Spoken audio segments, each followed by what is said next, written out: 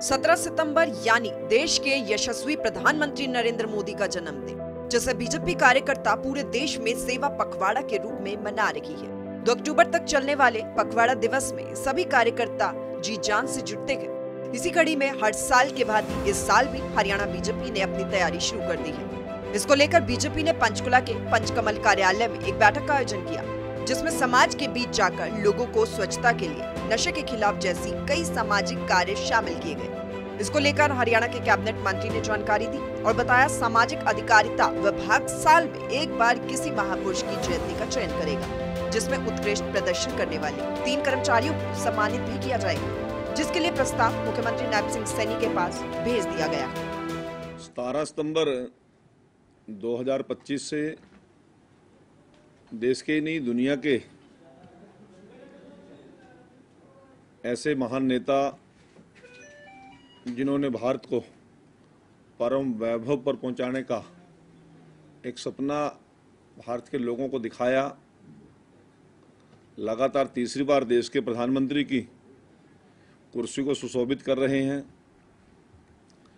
माननीय नरेंद्र मोदी जी के जन्म दिवस से लेकर 2 अक्टूबर राष्ट्रपिता महात्मा गांधी की जयंती तक हमने पार्टी स्तर पर भी, सरकार के स्तर पर भी सेवा पखवाड़ा मनाने का योजना बनाई। उसके तहत केंद्र सरकार भी और प्रदेश सरकार भी विभिन्न विभागों के माध्यम से सेवा पखवाड़े की तैयारी में लगी हुई है। तो वहीं पंजाब में बाढ़ के बाद शुरू हुई राजनीति पर भी किशन बेदी ने बेबाक जवाब दिया और पंजाब के सीएम भगवंत मान पर निशाना साधा। यदि भगवंत मान या आम आदमी पार्टी कह रही थी बात, तो उन्होंने कहा कि हमें जरूरत ही नहीं है। प्रधानमंत्री जी ने स्वयं आगे बढ़कर पहल की है, हमारे माने मुख्यमंत्री जी ने पहल किया। हरियाणा प्रदेश की जितनी सामाजिक और धार्मिक संस्थाएं लगातार वहां पर लंगर का और उनके लिए कपड़े का व्यवस्थाएं लगातार, कल परसों मैं भी यमुनानगर से ट्रक रवाना करके आया हूं। हर हमारी मंडी से, बाजार से जितनी भी हमारे साधु संत हैं, सभी उन लोगों के मान्यता के आधार पर मदद कर रहे हैं। परंतु जब वो लोग सरकार में थे, जब सत्ता में थे, वो क्या करते थे वो भी जरा वेरीफाई कर लेना। 22-22 रुपए के चेक किसान को मिला करते थे, पटवारियों के चक्कर काट काट के मर जाते थे, और 22 रुपए का चेक लेके जब बैंक में जाते थे किसान सुसाइड करता था। तो कांग्रेस को वो ध्यान नहीं है।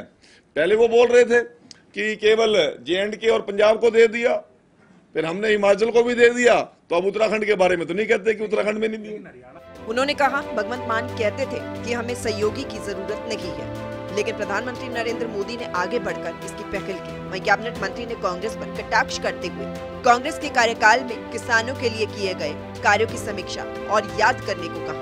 बहरहाल कैबिनेट मंत्री ने इस दौरान सरकार की योजनाओं की भी जानकारी दी और मुख्यमंत्री नायब सिंह सैनी द्वारा घोषित लाडो लक्ष्मी योजना की भी जानकारी दी कि किस तरीके से एप्लीकेशन से महिलाओं का पंजीकरण मुफ्त करेंगे और जिससे प्रदेश की महिलाओं को 2100 रुपए का लाभ भी मिलेगा। ब्यूरो रिपोर्ट, सूर्य समाचार।